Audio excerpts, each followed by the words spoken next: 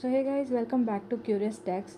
और जैसा कि हम सबको पता है, इंडिया में काफ़ी टैक्स इवेजन के केसेस आने लगे हैं और इसी टैक्स इवेजन को प्रिवेंट करने के लिए गुड्स एंड सर्विसेज टैक्स में कुछ स्ट्रिक्ट प्रोविज़न लाए गए हैं पेनल्टी, प्रोसिक्यूशन और अरेस्ट के रिगार्डिंग। क्या आप लोगों को पता है कि जीएसटी के अंदर 21 ऑफेंसेस हैं जो लिस्ट किए गए हैं और इसमें सबसे पहला आता है फेक और रॉन्ग इनवॉइसेस। अगर कोई भी taxable person goods and services supply कर रहा है और वो टैक्स इनवॉइसेस को या तो फेक दिखा रहा है, दिखाई नहीं रहा है, तो वो वायलेशन ऑफ द प्रोविज़न है। दूसरा आता है फ्रॉड। अगर कोई भी टैक्सेबल पर्सन रजिस्ट्रेशन करते टाइम फॉल्स इन्फॉर्मेशन दिखाता है तो वो एक फ्रॉड का ऑफेंस कर रहा है। उसके बाद आता है टैक्स इवेजन। अगर कोई भी बंदा जीएसटी कलेक्ट कर रहा है और उसे सबमिट नहीं करता गवर्नमेंट को 3 महीने के अंदर, तो वो टैक्स इवेट कर रहा है। जब भी आप ट्रांसपोर्ट कर रहे होते हो गुड्स के, तो उसके कुछ डॉक्यूमेंट्स होते हैं जो हम आगे पढ़ेंगे।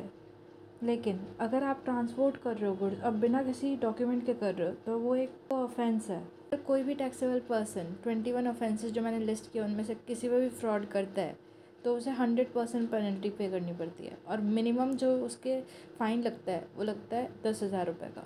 अब बात कर लेते हैं पेनल्टी की।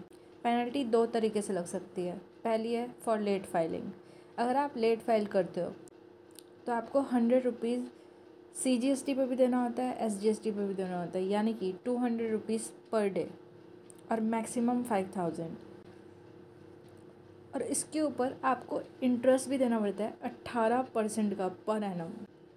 और अगर आप फाइल ही नहीं करते हो तो इसमें आपको क्या होगा, मतलब अगर आपने अगस्त के मंथ में GSTR 2 फाइल नहीं करी तो आप सितंबर में 3 भी फाइल नहीं कर पाओगे।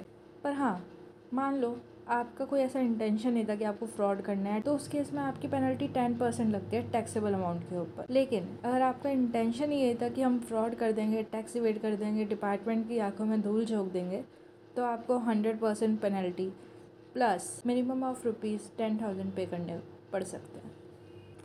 अगर कभी भी किसी भी कमिश्नर, जॉइंट कमिश्नर को या किसी भी हायर अथॉरिटी ऑफिसर को ऐसा फील होता है कि आप टैक्स इवेड करना चाह रहे हो, तो उनके पास पूरी अथॉरिटी है कि वो किसी ऑफिसर को भेज के आपकी बिजनेस प्लेस पे पूरा इंस्पेक्शन करवा सकते हैं।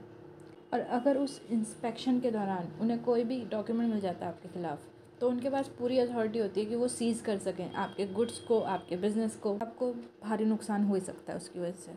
जैसा कि मैंने आपको बताया था कि गुड्स इन ट्रांजिट के कुछ डॉक्यूमेंट्स होते हैं। उनके डॉक्यूमेंट्स ये हैं, या तो आपके पास इनवॉइस होना चाहिए, बिल्स ऑफ सप्लाई होना चाहिए या डिलीवरी चालान होना चाहिए।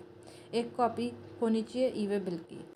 सपोज़ करो आपके ऊपर कोई क्रिमिनल केस हो जाता है तो आपको मैजिस्ट्रेट के सामने हियरिंग देनी पड़ती है। लेकिन compounding of offences of under GST में क्या होता है, अगर आपकी पेनल्टी है वो 1 करोड़ से ऊपर की नहीं है तो आपको फिजिकली वहाँ पे अपीयर होने की ज़रूरत नहीं होती मैजिस्ट्रेट के सामने।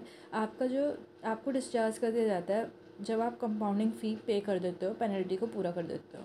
प्रोसिक्यूशन अंडर GST में ये होता है कि मान लो आपने कोई ऑफेंस किया है। मान लो एक पर्सन है जिसने ऑफेंस किया है और उसका इंटेंशन भी फ्रॉड का ही था, तो वो लायबल हो जाता है प्रोसिक्यूशन के, यानी कि उसे कुछ क्रिमिनल चार्जेस पे करने पड़ते हैं। और ये ऑफेंसेस कुछ इस तरह से होते हैं कि मान लो आपने इनवॉइस दिखा दिया लेकिन आपने गुड्स और सर्विसेज सप्लाई ही नहीं करे, आपने उस चीज़ का रिफंड भी ले लिया, या फिर आपने फाइनेंशियल रिकॉर्ड्स जो थे वो फेक दिखा दिए, डॉक्यूमेंट्स फेक दिखा दिए जिससे कि आप टैक्स इवेड कर सको, या फिर आपने किसी और बंदे की मदद कर दी GST में फ्रॉड करने के लिए। इन सब केसेस में आपको क्रिमिनल चार्जेस फेस करने पड़ सकते हैं। अब सपोज़ करो किसी पे गलत इल्ज़ाम लग गया और उसे लगता है कि उसके खिलाफ़ जो डिसीज़न लिया गया है वो गलत है, तो वो अपील भी कर सकता है। एक पर्सन जब फर्स्ट अपील करता है तो वो फर्स्ट एप्लीट अथॉरिटी के पास जाती है। अगर वो पर्सन फर्स्ट एप्लीट अथॉरिटी के डिसीजन से भी नाखुश होता है तो उसकी वही अपील नेशनल एप्लीट ट्रिब्यूनल के पास जाती है। और अगर वो वहाँ के डिसीजन से भी सेटिस्फाई नहीं हो पाता तो वही अपील हाई कोर्ट पे भी जाती है और उसके बाद वो सुप्रीम कोर्ट पे जाती है। तो ये थी GST के ऑफेंस, पेनल्टी और अपील। अगर आप लोगों को इस वीडियो से कुछ भी डाउट है तो आप कमेंट सेक्शन में बता सकते हो, या फिर आपको इस वीडियो का कुछ और एक्सप्लेनेशन चाहिए तो आप वो भी कमेंट सेक्शन में बता सकते हो। इस वीडियो में बस इतना ही था। अगर आप लोगों को वीडियो अच्छी लगी है तो इस वीडियो को ज़्यादा से ज़्यादा शेयर कीजिए और चैनल को सब्सक्राइब कर दीजिए। और मैं आपसे मिलूँगी नेक्स्ट वीडियो में। तब तक के लिए बाय।